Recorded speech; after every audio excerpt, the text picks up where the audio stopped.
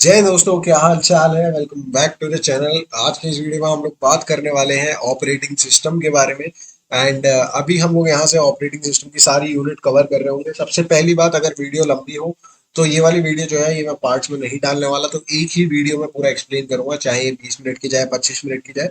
पूरी देख लेना तो मैं सब क्लियर हो जाएगा ऑपरेटिंग सिस्टम क्या होता है यूनिट 1 के बारे में।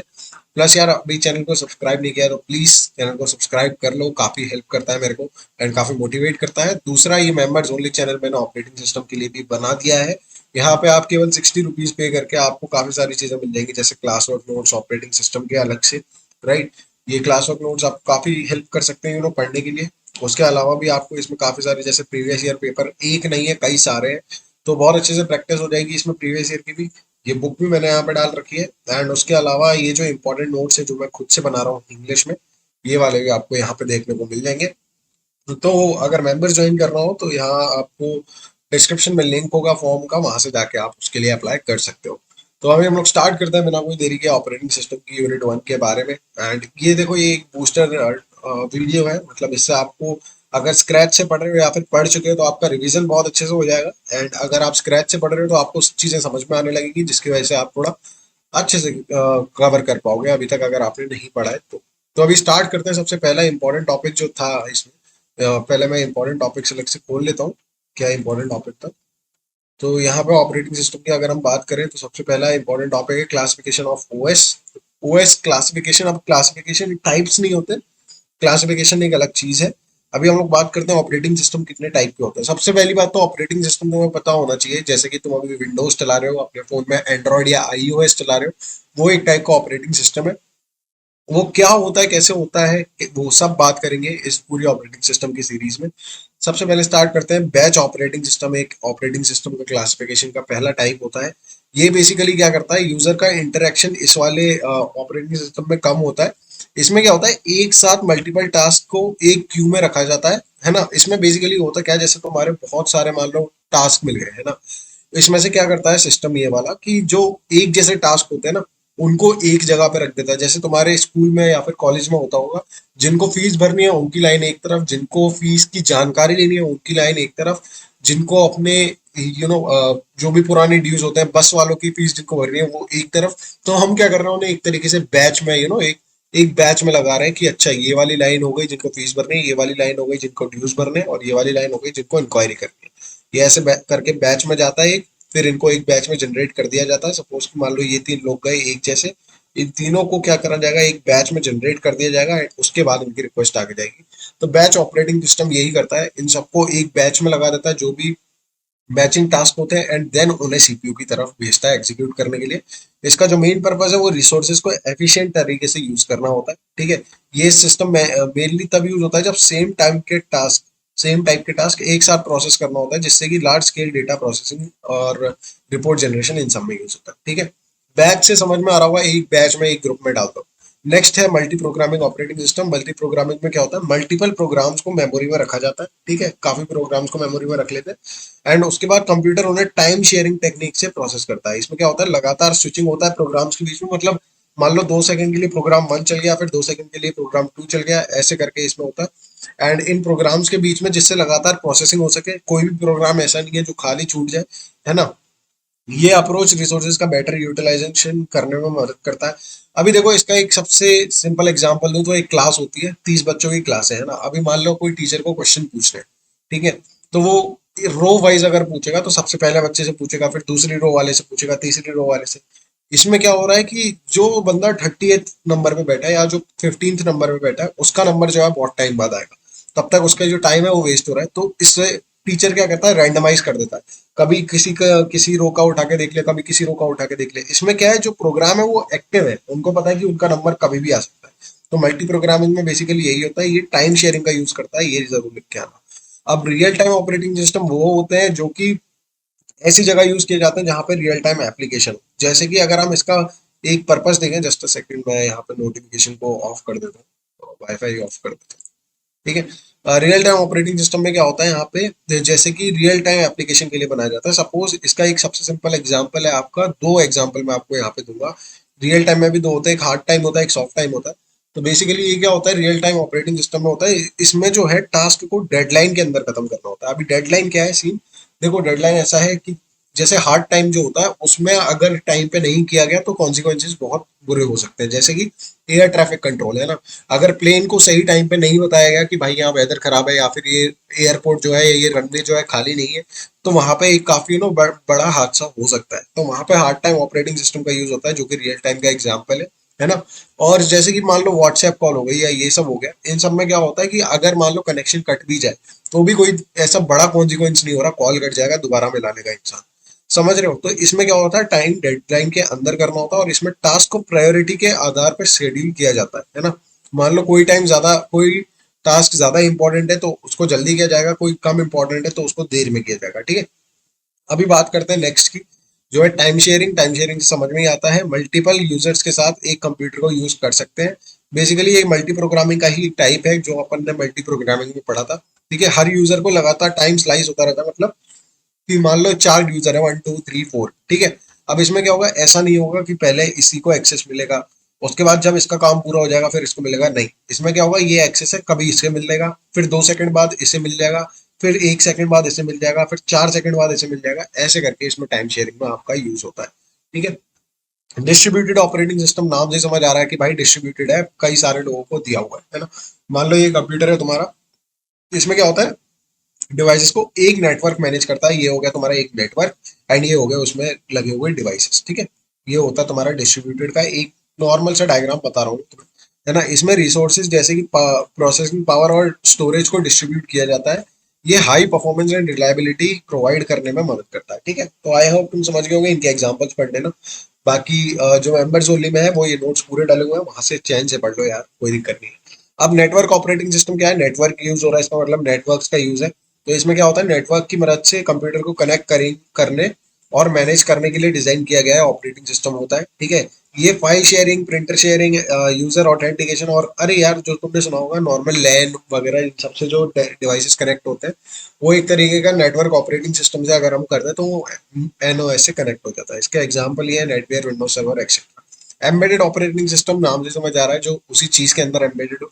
ये क्या है, स्मॉल डिवाइसेस के लिए यूज किया जाता है, जहाँ जैसे कि स्मार्टफोन्स हो गए, अप्लायंसेस हो गए, डिजिटल कैमरा हो गए, इन सब के लिए ये वहां यूज करे जाते हैं एम्बेडेड, जहाँ पे रिसोर्स काफी कम होते हैं, कंस्ट्रेंड होते हैं। जैसे कि एक फोन होता है, फोन का प्रोसेसर उतना पावरफुल नहीं होता, तो इसलिए उसके लिए एक अलग से ऑपरेटिंग सिस्टम बनाया जाता है। अब अगर तुम विंडोज का ऑपरेटिंग सिस्टम फोन में चलाना चाहो तो नहीं चलेगा, क्योंकि विंडोज का ऑपरेटिंग सिस्टम हाई रिसोर्स के लिए बना है, लो रिसोर्स के लिए नहीं बना। तो इस वजह से स्मार्टफोन्स के लिए अलग बनता है, जैसे कि एंड्रॉइड हो गया तुम्हारा, फ्री आरटीओएस हो गया माइक्रो कंट्रोलर्स के लिए, इस टाइप से। एंड मोबाइल ऑपरेटिंग सिस्टम वो होता है जो मोबाइल और टैबलेट्स के लिए होते हैं, ठीक है। ये टच स्क्रीन और मोबाइल हार्डवेयर के साथ इंटीग्रेट होता है और मोबाइल ऐप्स को रन करने में मदद करता है। तो ये कुछ टाइप थे, अगर तुम क्लासिफिकेशन ऑफ ऑपरेटिंग सिस्टम में ये सारे लिखाओगे तो 10 नंबर कहीं नहीं गए। और इनको थोड़ा सा एक्सप्लेन कर देना यार, अपना दिमाग लगा के। अभी बात करते हैं अगले मेन टॉपिक की, जो है लेयर स्ट्रक्चर। 10 नंबर का क्वेश्चन आता है, बहुत इंपॉर्टेंट है। तो देखो ऑपरेटिंग सिस्टम में बेसिकली 6 लेयर्स होती हैं। अब इसमें क्या होते हैं, तुम्हारे कुछ रूल्स होते हैं, जैसे कि मान लो ये लेयर्स है 1 2 3 4 5 6, है ना। तो ये क्या है, ये सीन क्या है, जैसे अगर ये वाली लेयर है, ठीक है, सपोज हम इस वाली लेयर को मानते हैं, तो इसकी नीचे की सारी लेयर इसे यूज कर सकती है, बट ये वाली लेयर इस ऊपर वाली लेयर को यूज नहीं कर सकती, है ना।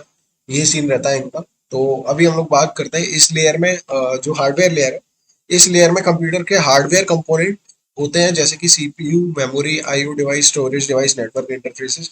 ये लेयर उन सभी डिवाइसेस को कंट्रोल, कम्युनिकेट और रिसोर्स मैनेजमेंट में करता है। तो हार्डवेयर लेयर नाम से समझ आ रहा है, हार्डवेयर को मैनेज करता है। Next layer is CPU scheduling. इसका एक डायग्राम भी है नीचे, यहाँ पे तुम देख सकते हो, ये डायग्राम। हार्डवेयर है पहला, दूसरा शेड्यूलिंग है, तीसरा मेमोरी मैनेजमेंट है, process management, IO buffer, and at the last user program. बहुत सारी चीजें तो नाम से समझ आ जाती है। ये क्या करता है, सीपीयू शेड्यूलिंग में काम करता है, जिसमें प्रोसेस को टाइम पर सीपीयू टाइम एलोकेट होता है, ठीक है। शेड्यूलिंग एल्गोरिदम्स के थ्रू, जैसे एफसीएफएस हो गई, ठीक है, एसआरटीएफ हो गई, इन सब के थ्रू जो है टाइम प्रोसेसेस को ऑर्डर में एग्जीक्यूट किया जाता है, जिससे मल्टीटास्किंग और टाइम शेयरिंग में सुविधा मिलती है। मतलब ये बेसिकली टास्क को एक एग्जीक्यूट कराने में, कैसे एग्जीक्यूट होंगे, क्या सिस्टम होगा, सीपीयू शेड्यूलिंग के अंदर वो होता है। अभी हम लोग बात करते हैं लेयर 3, जो कि है मेमोरी मैनेजमेंट। इस लेयर में कंप्यूटर की मेमोरी एलोकेशन और मैनेजमेंट होती है, ठीक है। ये लेयर प्रोसेस को मेमोरी में एलोकेट करता है और उनका एक्सेस कंट्रोल करता है, ठीक है। इतना काफी है। लेयर 4 क्या होता है? Process management. प्रोसेस मैनेजमेंट नाम से समझ आ रहा है, प्रोसेसेस को मैनेज करता है, जैसे प्रोसेस क्रिएशन हो गया, स्केड्यूलिंग हो गया, टर्मिनेशन हो गया और सिंक्रोनाइजेशन हो गया। अब प्रोसेस मैनेजमेंट की मदद से हम लोग मल्टीपल प्रोसेस को ऑर्गेनाइज और कंट्रोल करते हैं। ठीक है। Next is IO buffer. Input output device का एक बफर बना दिया जाता है जिसमें कि जो इंफॉर्मेशन प्रोसेस हुई है उसको एक बफर में डाल देते हैं। बफर बेसिकली एक टेम्पररी स्टोरेज होती है। ठीक है, कहीं भी बफर का यूज हो रहा हो वहां पे यही मतलब होता है। तो एक टेम्पररी स्टोरेज होती है जिसमें कि ना जो जो भी चीज प्रोसेस हुई है वो इस बफर में आके डाल देते हैं। फिर जैसे इनपुट आउटपुट डिवाइस फ्री होते हैं वो इस बफर में से इंफॉर्मेशन लेते हैं और अपनी दूसरी जगह जहां जरूरत है वहां सप्लाई कर देते हैं। ठीक है, तो ये इसके लिए काम आता है। देन यूजर प्रोग्राम, ये टॉप मोस्ट लेयर होती है जहां पर यूजर लेवल प्रोग्राम्स चलते हैं। यूजर एप्लीकेशन जैसे कि word processor, web browser, media players, इन टाइप की चीजें चलती हैं। ये एक डायग्राम है, इसको बनाया होगा तो काफी अच्छे नंबर मिल जाएंगे। नेक्स्ट चीज आता है कर्नल। कर्नल क्या होता है? अभी देखो इसको हम समझते हैं एक सर्विस सेंटर के एग्जाम्पल से। जैसे देखो तुम कहीं भी फ्लिपकार्ट या फिर अमेजोन इन सबसे कॉल करते हो, मान लो तुमने कोई प्रोडक्ट मंगाया, उस प्रोडक्ट में कोई भी खराबी आ रही है ना? अब तुम्हें उसकी कंप्लेन करनी है, तो देखो ऐसा नहीं है कि तुम डायरेक्टली हायर अथॉरिटीज से बात करते हो। तुम किससे बात करते हो? तुम बात करते हो एक मीडियम लेवल, मतलब कि एक, जैसे सपोज कि यहाँ हायर अथॉरिटीज है, यहाँ पे तुम हो, तो तुम्हारा कनेक्शन डायरेक्टली इनसे नहीं है, तुम्हारा कनेक्शन पहले इससे है। ठीक है, ये बात करेंगे। अगर इनसे बात हो जाती है तो ये क्या करेंगे, ये तुम्हारी रिक्वेस्ट को आगे डालेंगे। फिर यहाँ से जो रिप्लाई आएगा वो इनके पास आएगा एंड इनसे रिप्लाई आएगा हमारे पास। तो कर्नल बेसिकली यहाँ पे ये जो है कंप्यूटर का हार्डवेयर है एंड ये जो है ये है यूजर। तो यूजर जो है वो डायरेक्टली हार्डवेयर से काम नहीं कराता, वो कर्नल से बोलता है। कर्नल बेसिकली बीच में दलाल है। ठीक है, क्या है मेरे को नीचे कमेंट करके बताओ। कर्नल कर्नल बेसिकली एक दलाल है जो हार्डवेयर, मतलब जो कंप्यूटर का हार्डवेयर होता है उससे जो है यूजर की बात कराता है। ठीक है, तो ये बेसिकली ऑपरेटिंग सिस्टम में हिस्सा होता है जो डायरेक्टली हार्डवेयर को मैनेज करता है और यूजर लेवल प्रोग्राम के लिए कोर सर्विस प्रोवाइड करता है। कर्नल जो है इनर मोस्ट लेयर में होता है और सीपीयू, मेमोरी और आईओ डिवाइस इन सबको कंट्रोल करता है। ठीक है, कर्नल का जो मेन काम होता है वो ऑपरेटिंग सिस्टम फंक्शन को एग्जीक्यूट करना और प्रोसेस को मैनेज करना होता है ना? अभी कर्नल में भी दो टाइप के कंपोनेंट होते हैं। एक होता है एग्जीक्यूटिव। एग्जीक्यूटिव में क्या होता है? कंपोनेंट कर्नल, ये कंपोनेंट जो है कर्नल का मेन पार्ट होता है जो कि सिस्टम कॉल्स और हायर लेवल फंक्शन को हैंडल करता है। ठीक है, जैसे कि सीपीयू शेड्यूलिंग हो गया, मेमोरी मैनेजमेंट हो गया, ये सब। एंड कर्नल लेवल जो कंपोनेंट होता है, ये कंपोनेंट लो लेवल ऑपरेशन को हैंडल करता है, जैसे कि हार्डवेयर कम्युनिकेशन हो गया, डिवाइस ड्राइवर्स हो गए, इन टाइप। ठीक है, बाकी तुम लोग और पढ़ सकते हो। तो बेसिकली कर्नल जो है, यूजर जो है वो डायरेक्टली कर्नल कोड को चेंज नहीं कर सकता। ठीक है, कोड में इंटरफेयर नहीं कर सकता। इसकी इसका काम जो है वो सिक्योरिटी और स्टेबिलिटी को भी मेंटेन करना है। एंड कर्नल प्रोग्रामिंग कॉम्प्लेक्स होता है और सिस्टम के कोर फंक्शन को एफिशिएंटली मैनेज करता है। कर्नल आपके हर डिवाइस में होता है, आपका आपके लैपटॉप में भी होगा, आपके फोन में भी होगा, हर जगह कर्नल होता है क्योंकि वो एक तरीके का काफी इंपॉर्टेंट कंपोनेंट है। अब कर्नल जो है उसका डिजाइन अलग अलग टाइप का, अलग अलग ऑपरेटिंग सिस्टम के हिसाब में होता है। तुम्हारे सिलेबस में बेसिकली दो कर्नल बहुत है, एक होता है मोनोलिथिक, एक होता है माइक्रोलिथिक, एक होता है हाइब्रिड। हाइब्रिड का नाम से समझ आ रहा है इन दोनों का मिक्सचर। अभी हम लोग इनके डिफरेंस की बात करते हैं। डिफरेंस के साथ साथ हम लोग ये भी बात करेंगे कि ये है क्या। तो मोनोलिथिक कर्नल वो होते हैं जो कि एक, ये बेसिकली सबसे पहली बात तो ये है कि ये ट्रेडिशनल है, मतलब ये पुराने हैं, पुराने यूज होते थे। इनका जो है इनमें कोर ऑपरेटिंग सिस्टम के फंक्शन होते हैं, जैसे कि एक ही लार्ज कर्नल के अंदर होते हैं। जैसे कि यहाँ पे तुम्हारे CPU scheduling, memory management, file system management, device drivers और नेटवर्किंग फंक्शंस, ये सब कुछ एक ही कोड बेस में होता है। ठीक है, एक ही कोड में तुमने इतने सारे फंक्शंस डाले हुए हैं, जिसकी वजह से क्या होता है, एक तो अगर एक ही कोड के अंदर है तो क्या है, कनेक्टिविटी बहुत तगड़ी हो जाएगी इनमें। जैसे कि अंदर जो कोड के अंदर है, जैसे कि मान लो ये दो फंक्शन है, ठीक है, ये दो एक एक ही कोड में, तो इनकी कनेक्टिविटी ज्यादा अच्छी होगी। ये बेसिकली फंक्शन डायरेक्टली एक साथ इंटरेक्ट करते हैं, जिससे ओवरऑल परफॉर्मेंस जो है वो बेटर होती है, लेकिन कोड बेस जो है कॉम्प्लेक्स हो जाता है। अभी देखो कोड ज्यादा कॉम्प्लेक्स होगा तो तुम्हें दिक्कत क्या आएगी? एक तो उसे एडिट करने में दिक्कत आएगी, अपडेट करने में दिक्कत आएगी, कोई बग आएगा उसको चेंज करना बहुत मुश्किल है, सही करना मुश्किल है। तो ये सारी चीजें। माइक्रो कर्नल से क्या होता है? माइक्रो, माइक्रो से नाम से ही समझ में आ रहा है कि छोटा, है ना? तो माइक्रो कर्नल का डिजाइन जो है वो मॉड्यूलर डिजाइन है, नया डिजाइन है ना? ये जो है कोर ऑपरेटिंग सिस्टम फंक्शंस को स्मॉल सेपरेट कंपोनेंट्स में लगता है। देखो ये काफी इंपॉर्टेंट पॉइंट है, स्मॉल सेपरेट कंपोनेंट्स में डिवाइड किया जाता है। इसमें जो है सीपीयू, जैसे कि माइक्रोलिथिक में बेसिक सीपीयू जैसे कि CPU scheduling, IPC, inter process communication ही कर्नल के अंदर होते हैं। केवल इसमें जो क्या है कि बेसिक, बिल्कुल बेसिक, जो कि एक डिवाइस को चलाने के लिए काम आएंगे, केवल वो फंक्शन रखे जाते थे। एंड मोनोलिथिक में जो थे वो सारे, सपोज कि अगर 6 ऐसे कंपोनेंट है जो कि एक कर्नल को चलाते हैं, लेकिन 2 उनमें से बेसिक है, तो मोनोलिथ माइक्रो कर्नल में केवल ये 2 होंगे एंड मोनोलिथिक में ये 5 होंगे। तो उससे समझ रहे होगे तुम, है ना। डिवाइस ड्राइवर फाइल इन सब के रूप में ऑपरेट करता है। अब माइक्रो कर्नल का डिजाइन जो है वो का उसका मेन बेनिफिट ये है कि कर्नल का साइज कम होता है और इसका स्टेबिलिटी एंड सिक्योरिटी इंप्रूव होता है ना। अब क्या होता है इसमें, इनका डिफरेंस पढ़ लेते हैं। सबसे पहले तो डिजाइन जो है मोनोलिथिक का पुराना है ना, और माइक्रो कर्नल का नया है। प्लस इसमें जो है टाइटली इंटीग्रेटेड रहते हैं फंक्शंस, क्योंकि एक ही कोड में लिखा है। एंड माइक्रो कर्नल में जो है वो स्मॉल कंपोनेंट के हैं और डिवाइडेड है ना। साइज की बात करें, ये काफी बड़ा है, लार्जर होता है, ये स्मॉलर होता है। परफॉर्मेंस की बात करें, मोनोलिथिक कर्नल में क्योंकि इतने अच्छे से कनेक्शन बैठते हैं, तो परफॉर्मेंस जनरली बेटर होती है due to direct interaction between component. इसमें जो है उतनी अच्छी नहीं होती है, बट हाँ इसमें भी ठीक ठाक होती है यूजर लेवल कंपोनेंट के हिसाब से। स्टेबिलिटी सिक्योरिटी की बात करें, तो अगर देखो मोनोलिथिक कर्नल में एक फंक्शन फेल हो गया तो बाकी सारे भी फेल हो जाएंगे।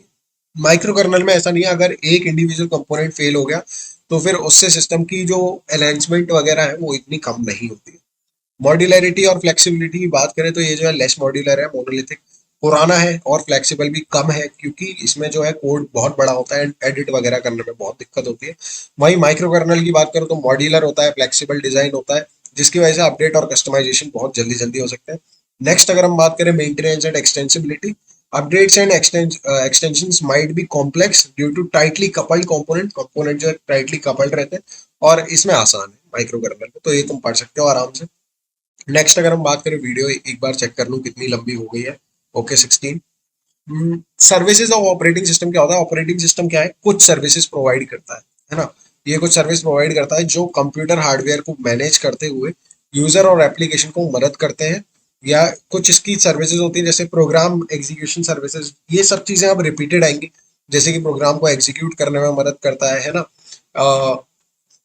इनपुट आउटपुट ऑपरेशन सर्विसेज जो कि कीबोर्ड माउस प्रिंटर और इनपुट आउटपुट डिवाइसेस से कम्युनिकेशन और डेटा ट्रांसफर को मैनेज करता है, ठीक है। फाइल सिस्टम सर्विसेज फाइल को रीड राइट वगैरह करवाता है ना। ये सब ऑपरेटिंग सिस्टम के सिंपल टास्क है। मेमोरी मैनेजमेंट करवाता है, रैम मैनेजमेंट, वर्चुअल मेमोरी, किस किस प्रोग्राम को कितनी मेमोरी देनी है वो करता है। प्रोसेस को मैनेजमेंट करवाता है, प्रोसेस कब स्केड्यूल होगा, कब क्रिएट होगा, कब डिलीट होगा, है ना। डिवाइस के मैनेजमेंट की सर्विस कराता है, जैसे आईओ रिक्वेस्ट को जनरेट करना है ना। डिवाइस ड्राइवर्स की मदद से हार्डवेयर डिवाइस को कंट्रोल करना। Security and access control provide कराता है, जैसे ऑपरेटिंग सिस्टम का काम यूजर डेटा की सिक्योरिटी और इंश्योर करना होता है, ठीक है। नेटवर्किंग सर्विसेज क्या होती है, नेटवर्किंग सर्विसेज मतलब वही नेटवर्क प्रोवाइड कराना, डिफरेंट डिवाइसेस के थ्रू नेटवर्क प्रोवाइड कराना। और होती है इसका एक एरर हैंडलिंग सर्विस, जो कि एरर को कंट्रोल कराने में मदद कराती है, सॉफ्टवेयर एरर हार्डवेयर एरर जो भी आते हैं इन सबको ठीक कराना और इनके रिकवरी कराना, है ना। तो ये सब तुम्हारे जो ऑपरेटिंग सिस्टम की सर्विसेज होती हैं, ये भी एक काफी इंपॉर्टेंट क्वेश्चन है। एंड नेक्स्ट अगर हम बात करेंगे तो वो है system component of operating system, है ना। System component of operating system में क्या होता है, तुम्हारा ऑपरेटिंग सिस्टम की क्या क्या कंपोनेंट होते हैं, तो वो होता है कर्नल, जिसके बारे में हमने पढ़ा। डिवाइस ड्राइवर, ये क्या होता है, स्पेसिफिक हार्डवेयर डिवाइसेस को कंट्रोल करते हैं। जो ड्राइवर तुमने पढ़े होंगे कि ड्राइवर क्या होते हैं। तो ड्राइवर बेसिकली एक कोई भी हार्डवेयर बनता है उसके लिए एक ड्राइवर बनता है जो कि सॉफ्टवेयर को बताता है कि ये हार्डवेयर कैसे चलेगा। तो बेसिकली डिवाइस ड्राइवर्स होते हैं, ये ऑपरेटिंग सिस्टम और हार्डवेयर के बीच एक कम्युनिकेशन रहते हैं। फाइल सिस्टम होता है, फाइल को ऑर्गेनाइज स्टोर एक्सेस करने में मदद करता है। मेमोरी मैनेजर होता है, मेमोरी मैनेजर कंप्यूटर की रैम को मैनेज करता है, including memory allocation, D allocation और वर्चुअल मेमोरी। एंड एक होता है तुम्हारा प्रोसेस मैनेजर, जो कि प्रोसेस को मैनेज करता है, उनका जो क्रिएशन, स्केड्यूलिंग, सिंक्रोनाइजेशन, ये सब। तो आई होप तुम्हें वीडियो अच्छी लगी होगी, है ना। वीडियो में मेरे ख्याल से कोई भी अब कमी रह नहीं गई है। तुम्हारी यूनिट 1 अगर पूरा इतना करके जाओगे तो भी तुम्हारा यूनिट 1 के लिए अभी काफी हो चुका है, तो उसमें कोई भी दिक्कत नहीं आने वाली है तुम्हें। अगर बाकी कोई भी डाउट हो तो नीचे कमेंट कर सकते हो। एंड हाँ यार, लाइक कर देना वीडियो को, तो लाइक करोगे तो बहुत अच्छा लगेगा। मैंने ट्राई किया कि कुछ भी हर चीज समझा दूं। एंड इन केस बाद में मुझे लगता है कोई चीज गलत होगी तो वो मैं नीचे कमेंट पिन कर दूंगा, तो इन केस कोई एरर आता तो वो मैं तुम्हें बता दूंगा। तो ठीक है, फिलहाल की वीडियो में इतना ही। Thank you so much for watching, take care, bye bye. And members only को ज्वाइन कर लेना, ठीक है। बाय बाय।